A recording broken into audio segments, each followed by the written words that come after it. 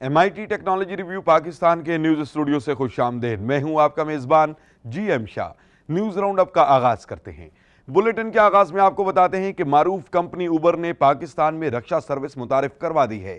यह सर्विस सबसे पहले लाहौर में मुतारिफ करवाई गई है और इस हवाले से कंपनी के CEO का कहना है कि इस सर्विस को मुतारिफ करवाने का मकसद आम लोगों को सफर की सस्ती सहूलियात मुहैया करना है। इस सर्विस की कीमत 6.84 रुपए फी किलोमीटर बताई जा रही है।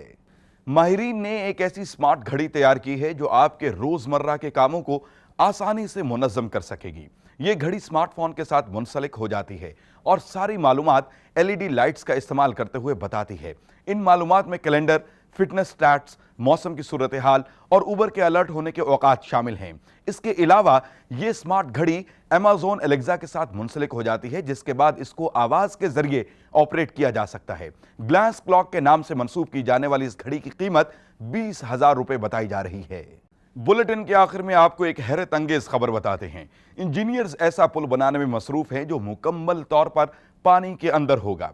ये पुल नॉर्वे में बनाया जा रहा है, जो कि जनूबी इलाके क्रिस्टन सैंड से लेकर शुमाली इलाके ट्रोडीन के दरमियान मुंसलिक होगा। इस पुल की बदौलत सफर का कुल वक्त 21 घंटे से कम होकर 11 घंटे रह जाएगा। इसके अलावा इस पुल की खास बात इसका 2 तरफा ट्रैफिक का निजाम है।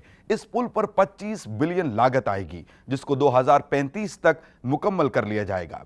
इसके साथ ही MIT टेक्नोलॉजी रिव्यू पाकिस्तान के न्यूज स्टूडियो से अपने मेजबान GM शाह को इजाजत दीजिए। अल्लाह निगहबान।